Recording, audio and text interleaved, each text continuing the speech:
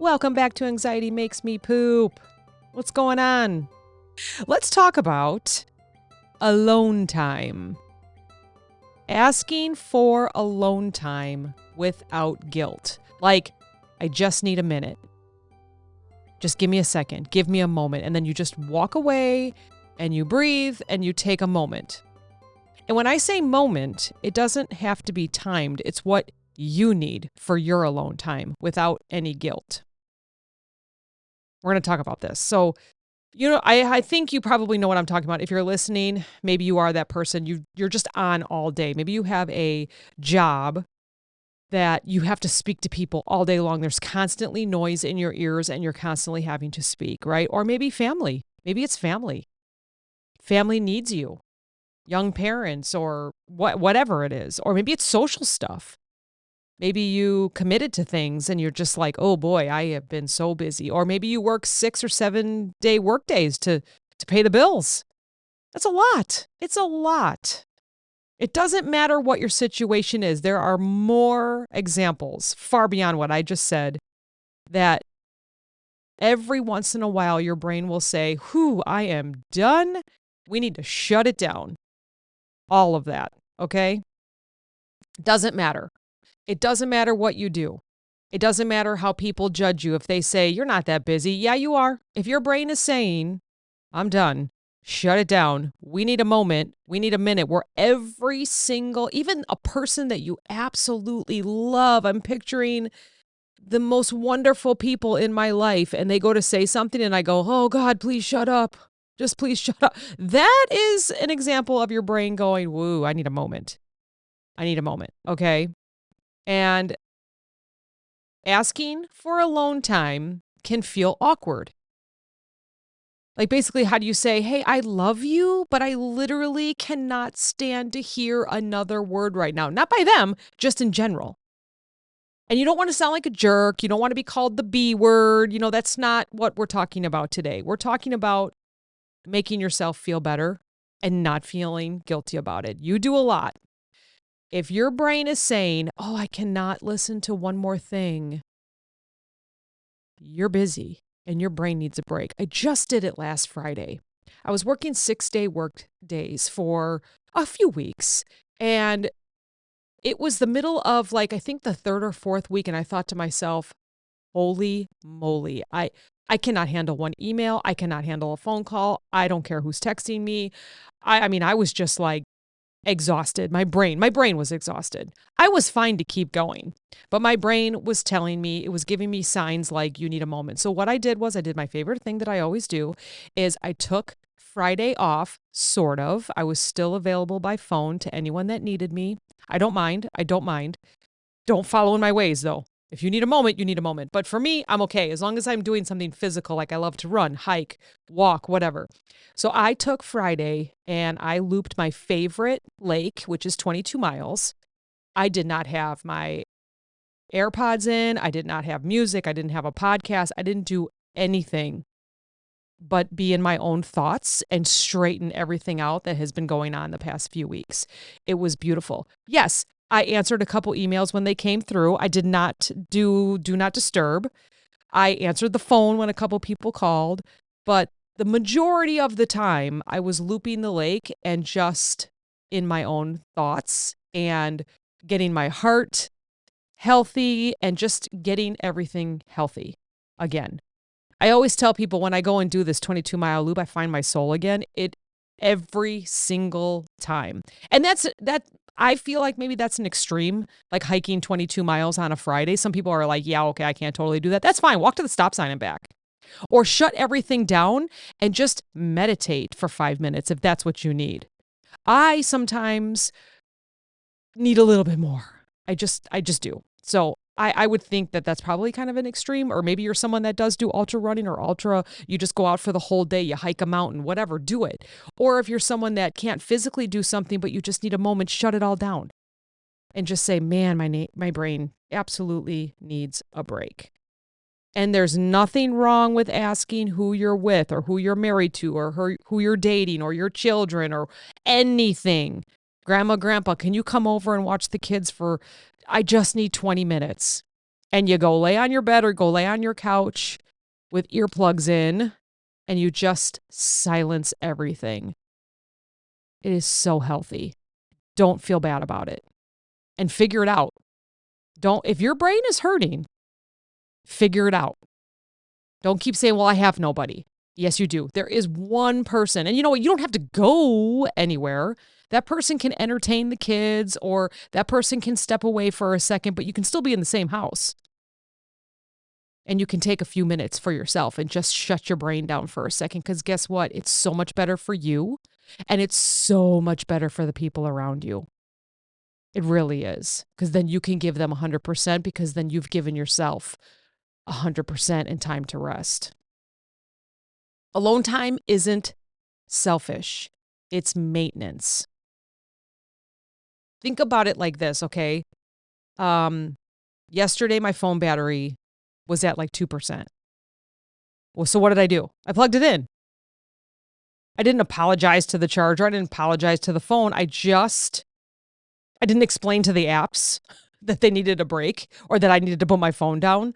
I just charged it and left my phone where I usually charge it on the counter, and I walked away from it. I didn't look at it, nothing. It was like, okay, our brains and bodies are the same. They work in similar ways. You have to recharge. You have to charge up for the next things that you're going to be doing, for the next social events, for the children, for your family, for your friends. You have to recharge. Alone time reduces overwhelm. It also helps us recharge emotionally. It gives our nervous system a chance to calm the heck down. Calm it down. Okay, but here's the problem. You're probably laughing at me right now going, yeah, okay, I don't have any time to do that for myself. There is no such thing as alone time for me. A lot of us feel guilty about asking for it. We push through, we pretend we're fine, and then all of a sudden we're crying in the bathroom or snapping at someone over something very small. So that is a sign that you probably need 20 minutes. Maybe not a nap, maybe not yoga, maybe not a whole spa day. Just leave me alone with my thoughts for a half an hour, for 20 minutes, for 5 minutes. And guess what? I'm going to come back to life. And you're going to see a new me because you allowed that time. So whoever you have to talk to, if you just have to talk to yourself about it because you feel guilty without anyone else making you feel guilty, go take your moments. You deserve them. Why do we feel guilty about asking for alone time? A lot of it is conditioning. Like growing up, maybe we were told it's rude to hide away or that we're supposed to always be available or ready, especially if you're the caretaker type. And somewhere along the line, we learned that wanting space equals being selfish. So here's the truth. Asking for alone time isn't about pushing people away. It's about coming back as a better version of yourself. So let's quickly reframe the why. Instead of saying, I'm being selfish to yourself, right? If you're saying that, if someone else is telling you that, there's something a little more deep there. But listen, I'm not being selfish.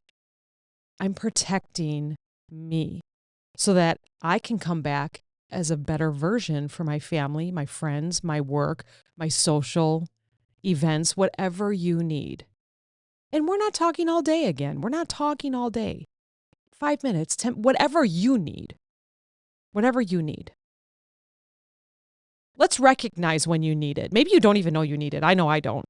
It's truly not until I'm almost in tears in my car last week, Wednesday, when I thought to myself, okay, you need a moment. Let's talk about the signs. Sometimes you don't realize it, okay? Maybe you're extra snappy. Maybe you dropped your fork and you're ready to throw the whole plate across the room. Gosh, I actually just did that with my phone this morning. Buttons wouldn't work. Like I wanted it to do something and buttons weren't working. I was about ready to open the front door and toss my phone. I was extra snappy. I needed a moment. Maybe every sound feels 10 times louder than it is. Someone coughs, they sneeze, and you're convinced it's the end. Like I'm about ready to just fly to the moon. Or send that person to the moon that just sneezed real loud. We're recognizing it. Maybe you're zoning out mid-conversation, not because you're bored, not because you're not interested, not because you don't want to be with that person, but because your brain literally cannot process more words. Do you know that just happened to me Friday night? My husband and I went out to eat. I could not process anything. I was trying to tell him a story, and he's a very good listener, but I could not come up with the words with what I wanted to say. And I thought to myself, you know what? I'm just going to sit here for a moment. And I did. He was quiet. We just enjoyed our drinks. We looked at the menu. I said, you know what? I'm just going to sit here for a moment. I cannot find words tonight. And that was unfair to me and to him that, because we were out together. So I did. I just processed. I just sat for just a moment and I kind of zoned out, not in mid-conversation, but I kind of just rested for a moment. And I looked at the menu and I closed the menu and I drank some water and I just sat there for a second and then I was ready. I just needed a moment. I think I was just still, running from the day and I didn't want to bring it into our date. Like I just needed that moment. And sometimes you just, even at the dinner table, I just needed a few minutes and then I was good to go. So now how do you ask for alone time? Maybe your family, maybe your friends, maybe your social events just are constantly needing you. How do you ask for alone time if you've never asked for it? Use an I statement. Instead of saying, you're too much, I need a break, you can say, you know what, I need 20 minutes to reset. That shift in words does not put the blame on anyone around you. It just lets them know your needs and what you need. And you can even say, I'm going to come back with a better version of me. Just give me a few moments. That's it. Be clear, but be kind. I'm going to take a walk and I'll be back in a half an hour. Short, sweet, no guilt. And normalize it. Make it part of your routine so people around you don't see it as rejection. Like, for example, you can start telling people, you know what, after dinner, every evening, I take 15 minutes by myself and I go for a walk. Or every evening, I take 15 minutes by myself after work. I don't want to speak for 15 minutes after work because then I'm going to be back and I'm going to be ready for family time or I'm going to be ready for friend time, whatever it is. Sometimes humor helps. We have a lot of humor here in this house. It may not work for everyone, but you could say, hey, I need a timeout before I turn into a gremlin or something, especially if it's young kids or, whatever. You have to be creative depending on your family. Like for me, for my family, I just tell them, hey, you know what? Let me think about this for 5 minutes. Just give me 5 minutes. I'm going to be back. And they all go, okay. But I've also been doing it since they were young. And my husband and I are very open. Like I'll say, hey, I'm going to go for a walk down to the stop sign and back, and then we're going to finish this conversation in a positive way. And he goes, okay, cool. See you in a few minutes. Be safe. We just know. Because I started it a long time ago. And he's the same way. He'll tell me, hey, I'm going to go downstairs and work on the computer for a little bit. I'm going to watch a little TV, then I'm going to come back up and let's have some dinner or let's go out to dinner or whatever. Amazing. So it may take some time to get into it, right? If you've never asked for time before, because they're going to be surprised. If you say, hey, you know what? I'm going to walk to the stop sign and back. Give me a few minutes. I just want to. And if they offer to go with you, there's nothing wrong with saying, you can come with me, but I really can't speak right now. And you can walk together without speaking.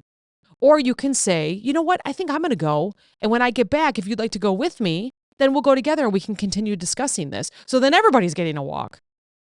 Everybody's getting outside. And I want you to remember that alone time is not punishment for anyone. So tell them that. I'm not punishing you. I just need a few minutes because my brain is whoosh. And if you want a better version of me, maybe give me some time. It's not about shutting people out. Let them know I am not shutting you out. I'm not doing anything wrong here. This is to keep me healthy so that this all can stay healthy. It's about showing up better afterward. So if you sort of listen to all of this and you just want to know what the big takeaway is, here we go. Ready? Alone time isn't selfish. It's fuel. You're not rejecting people. You're just saying, I want to come back to you recharged I don't want to keep running on fumes because you're not getting me 100%. You're not getting me at 100%. If asking for space feels uncomfortable at first, or maybe that person fights with you a little bit, please stay safe. It is normal. Start small. Practice with 5 or 10-minute walks. Practice saying, I just need a minute. Give me 1 second. I just give me a second. I'm going to come back and we're going to talk about this. I've actually done that on the phone with work conversations too. I've heard what the person said and I thought, you know what? I have told them, I have something on my mind. I'm right in the middle of finishing a task. I'm going to call you back in about 7 minutes. I always make it funny. Like I give them like a 6.7 minutes or whatever, just to kind of lighten it up and say, I want to be there for you, but I'm going to finish this task really super quick. And then I make sure I follow up. I do call them back in 6.7 minutes or 10 minutes, whatever it is. Okay? It's okay. It's going to feel uncomfortable at first. That's normal. Just start small. And if you really aren't there for someone and you don't feel like you're there for someone 100%, that's when it's time to take that break. Hey, you know what? Give me 1 minute. Walk around the house. Walk around the outside of your house. Walk around the outside of your apartment complex. Walk around to the stop sign and back, and then come back. And guess what? You're going to be recharged. You're going to be ready to hear their conversation. You're not just allowed to need alone time. You deserve it. Everything is fast paced now. You probably are doing the work of 100 people at your work. You're probably needed at home. You're probably needed in your family and friends circle, which is amazing because you're an amazing person. If you're listening to this, it's because you're an amazing person and you give time to everyone, but sometimes you need to recharge. And that's okay. Start small, 5-10 minutes, even 1 minute if you need it. Just go take a couple deep breaths, go hang out with yourself for a bit, and then come back. And then we get all of you, and it's amazing. Thank you. Thank you for listening. Talk to you next time.